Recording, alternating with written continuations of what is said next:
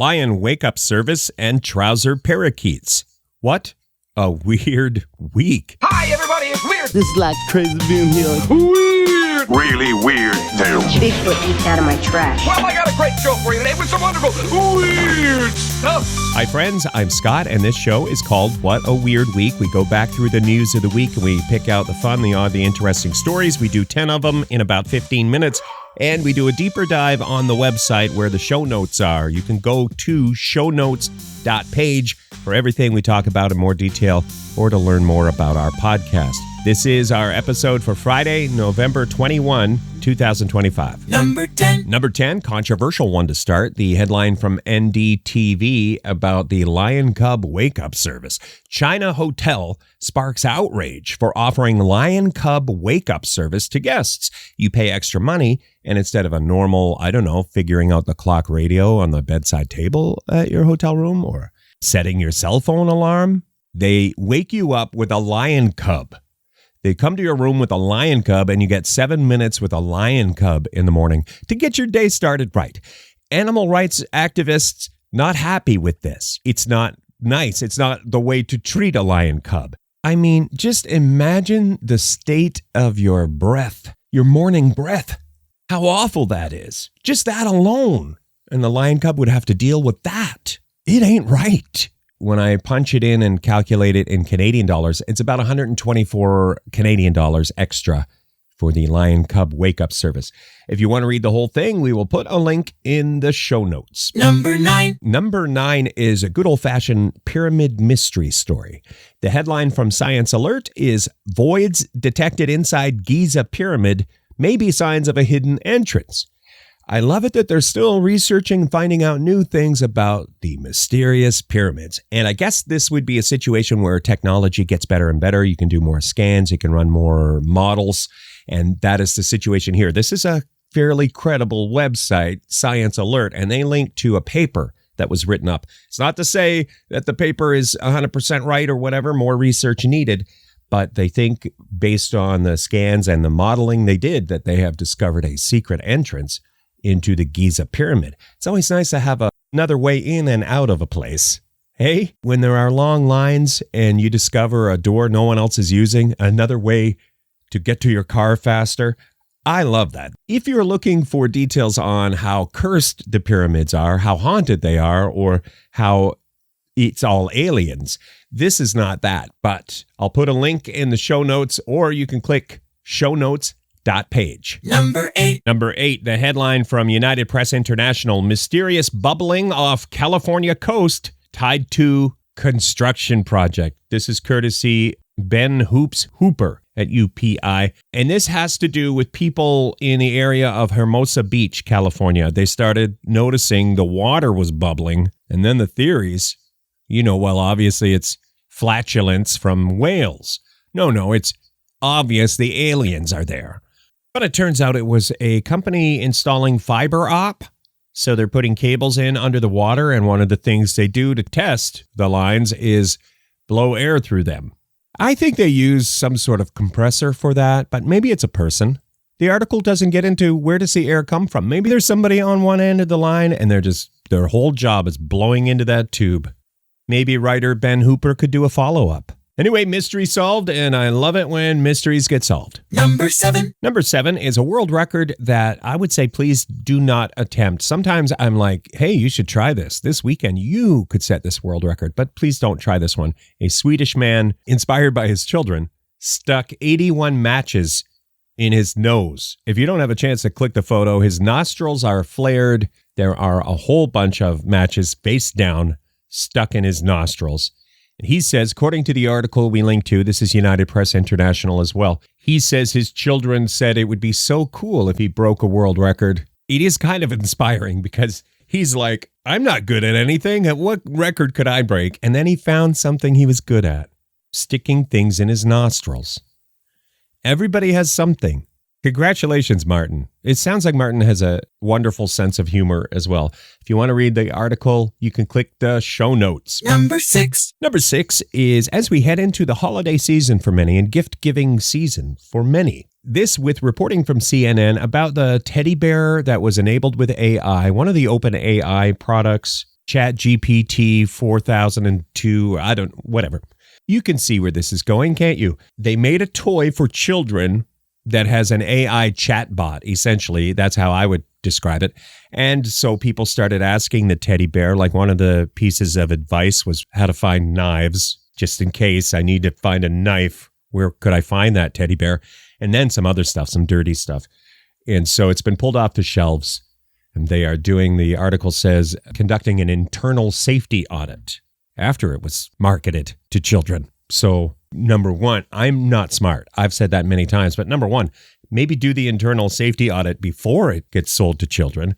And number two, it's so nice to have an AI story back in the news. It's been so long. Hey? Number 5. Number 5 from the Associated Press, their headline, I should say trigger warning, this involves spiders. And good Lord. Here's the headline. Arachnid superweb reveals the surprising constant party life of cohabiting spiders. Well, number one, I'm glad spiders know how to party. I would hate to think they were just evil and creepy looking. Maybe you love spiders, so let me just say, one of my many fears, spiders. So some of what I say comes from that place. The photo that accompanies this article is what appears to be a spelunker, a person who is in a cave. They're wearing the cave attire, some sort of jumpsuit or whatever, and the helmet with the light on it. And they're standing beside a spider web that towers over them and will give you nightmares. I guarantee it, even if you love spiders. I think this will still give you nightmares. They believe it is the largest spider web in the world, with tens of thousands of spiders discovered in a cave on the Albanian-Greek border. And besides it being enormous and terrifying, one of the most unusual things is they say spiders don't usually get along that great, that you would get tens of thousands of spiders living in one giant creepy spider web. Here's a quote from the article, one of the spider experts. I find it extremely exciting. I'm going to stop there, and I'm going to encourage you to either avoid the photos, try to put it out of your mind, or maybe face your fears and click the show notes and have a look at the giant, freaky spider web. Number 4. Number 4 is delicious Dubai chocolate turkey. And this is from our friends at Reynolds Wrap. If they don't have that where you are, you know, when I think Reynolds Wrap, I think aluminum foil.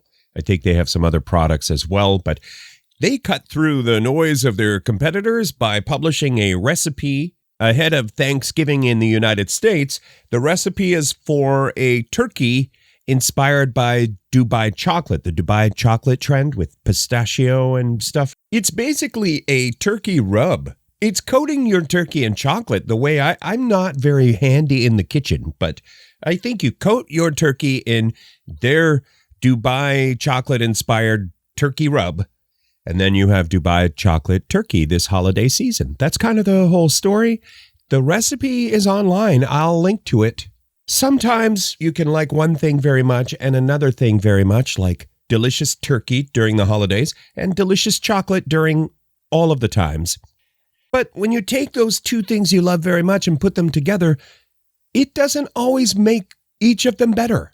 Sometimes separation is important. I mean, I'm just scared you're going to ruin turkey and chocolate in one fell swoop. Number 3. Number 3 is garlic mouthwash, which is supposed to be pretty good for fighting bad breath. According to the study, we linked to an article in the New York Post, but there's a study where they stack up garlic, some sort of garlic rinse against traditional mouthwash, and the garlic mouthwash does great. That's kind of the whole story. There are reasons why maybe garlic mouthwash would be a better option or suitable alternative. You can get into all of that if you want to read the article. I've said before how I love it when there's something we think we know everything about, such as garlic. And then new research into that thing discovers a new use. Garlic, delicious for pasta sauce and also can fight bad breath. Who knew? Number 2. Number 2 is Viagra, the medicine which is used to treat certain things. Now there's research into how it might help fight a certain kind of hearing loss.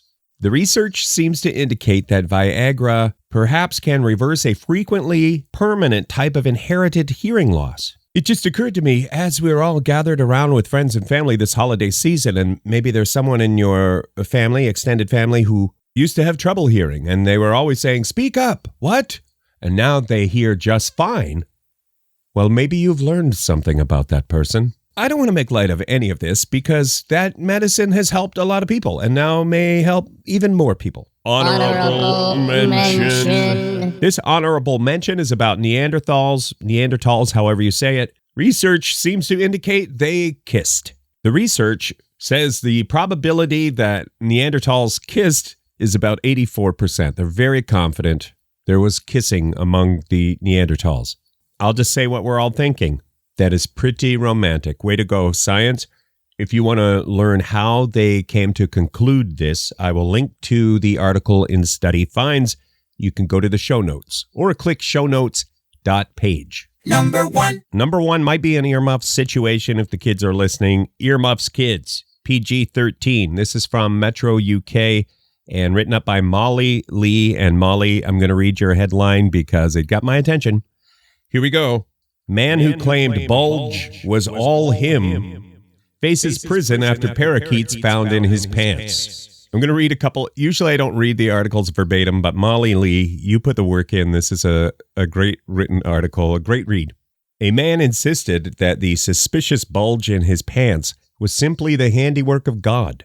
The man was stopped at the Mexico-U.S. border and asked what the hard-to-miss bulge in the certain area of his trousers was. He confidently claimed it was all him. It turns out it was Trouser Parakeets. Parakeets in the trousers. I'm going to stop there, I guess, and thank you for listening to our program this week. Every Friday, we drop an episode with 10 weird news items or odd, fun, interesting stories from the past week's news. You can get everything we talk about if you go to our show notes page, which is shownotes.page. Back here again next week with more fun stories from the news on What a Weird Week.